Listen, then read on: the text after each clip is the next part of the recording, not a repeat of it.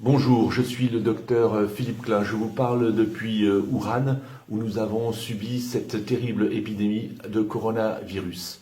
Je dirige dans cette ville une clinique internationale. Cela fait maintenant 2 mois et demi qu'a débuté à Wuhan une épidémie que les autorités scientifiques chinoises ont rapidement imputée à un nouveau virus qu'aucun système immunitaire ne connaît sur la planète, en l'occurrence un nouveau coronavirus. C'était pour nous une situation inédite, avec un ennemi inconnu et invisible, et il a fallu s'adapter jour après jour et lutter dans une véritable course contre la montre. Cette lutte a rapidement pris la tournure d'une guerre. Guerre que nous avons menée avec un courage, une solidarité et un esprit de sacrifice collectif. Maintenant, je veux prendre la parole. Je veux prendre la parole pour expliquer aux Français ce qui s'est passé ici, afin qu'ils comprennent ce qu'il faudra faire chez nous pour arriver au même résultat. Même si la Chine vous semble très loin, même si les Chinois vous semblent différents, il s'agit du même virus, et ce virus s'attaque de la même façon à tous les êtres humains. Malgré tous les efforts réalisés en Chine pour arrêter cette épidémie, le virus est aujourd'hui en train de se répandre et de se multiplier en Europe et chez nous. J'ai vu sur la télévision française des spécialistes dire qu'il ne fallait pas s'inquiéter. Alors que la situation se détériore rapidement maintenant en France, ils se rappelaient, ces spécialistes, tout à coup, que le virus était passé par la Chine, que l'épidémie était maintenant finie en Chine et qu'il allait en être de même en France, peut-être sans trop rien faire. Alors, il s'agit là d'une méconnaissance totale de ce qui a été fait ici à Wuhan et dans le Roubaix, de cette guerre implacable qui a été organisée contre le coronavirus dans l'optique de protéger la Chine continentale et le monde, d'éviter une surmortalité et de permettre aux habitants de reprendre une vie normale, une vie sociale normale le plus rapidement possible. Écoutez-moi bien, les Chinois vont gagner cette guerre. Ils vont gagner cette guerre contre la montre en 3 mois. Mais il faut que vous sachiez à quel prix. Vous devez absolument le savoir. Les premières alertes d'une probable épidémie à Wuhan sont arrivées fin décembre 2019.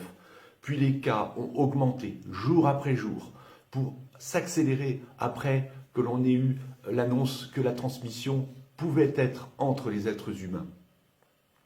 Les autorités chinoises, elles ont alors réagi en mettant en quarantaine la province du Hubei, où se situe la ville de Wuhan. Ça veut dire mettre en quarantaine 56 millions de personnes. Ils l'ont fait le 23 janvier 2020. Au début, il s'agissait d'arrêter les transports en commun, les commerces, fermer les gares et fermer l'aéroport international, fermer les frontières de la province.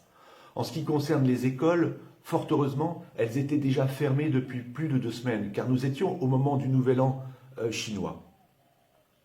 Les gens pouvaient à ce moment-là toujours se déplacer pour aller s'acheter à manger ou bien pour se promener.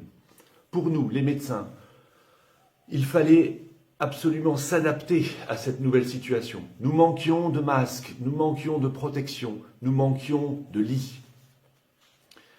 À ce moment, la prise en charge des patients présentant des symptômes peu marqués, c'est-à-dire 85% des personnes dans le cadre de cette infection, étaient confinés à leur domicile. À la mi-février, les autorités chinoises ont constaté que toutes ces mesures étaient insuffisantes. L'épidémie n'était pas contrôlée après 3 semaines de quarantaine. Et donc, il fallait absolument intensifier la guerre. Et c'est à ce moment-là que les autorités chinoises ont pris 2 mesures radicales qui ont changé le cours des choses. 2 mesures radicales qui ont permis de finalement contrôler en 4 semaines l'épidémie. La première chose a été qu'ils ont imposé un confinement strict à toute cette population de 56 millions de personnes, c'est-à-dire la nécessité de rester dans ces appartements. Et ceci a été permis parce qu'il y a eu une solidarité autour d'une chaîne logistique pour alimenter toutes ces personnes, pour leur apporter à manger. La deuxième mesure qui a été déterminante, c'est la nécessité, l'obligation pour les personnels médicaux de caractériser tous les cas de patients présentant le coronavirus, c'est-à-dire de sortir de la population ne présentant pas le coronavirus tous ceux qui étaient infectés, de façon logique à arrêter l'épidémie. Ceci a été permis grâce au travail des médecins qui ont isolé les patients présentant le coronavirus et les patients au contact de ces sujets sur des critères cliniques, sur des critères scannographiques essentiellement, car on sait que ce coronavirus donne des pneumonies avec des images tout à fait caractéristiques au scanner thoracique. Et puis, ils ont aussi réalisé des tests PCR, mais ils se sont rapidement rendus compte qu'il y avait beaucoup de faux négatifs. Donc, ils ne se sont pas totalement concentrés sur ces tests PCR. À partir de là, les sujets qui présentaient le virus et présentaient des formes graves, c'est-à-dire à peu près 15% des cas, ces sujets-là ont été bien entendu hospitalisés. Les sujets présentant des formes mineures, donc 85% des cas, ont été placés tous ensemble en confinement dans des stades. Et les sujets contacts, eux, ont été placés dans des hôtels.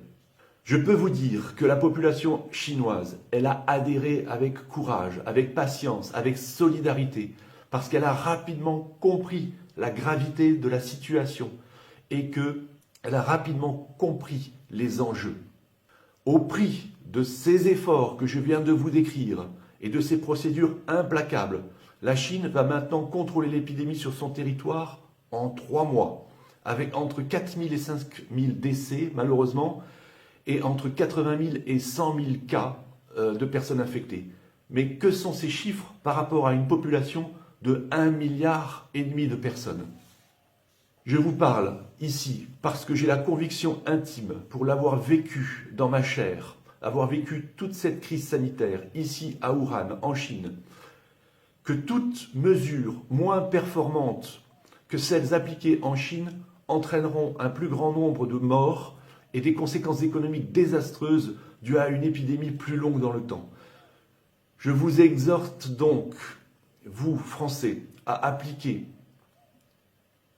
à notre façon, dans un souci de santé publique et dans un souci de protection des individus, les règles de maîtrise efficaces prouvées ici par la Chine, et cela le plus vite possible et de façon implacable. J'ai une pensée énorme pour les patients qui souffrent en France, pour mes collègues médecins et les infirmières, ainsi que pour toute la population. Je vous soutiens de tout mon cœur parce que je suis passé par là.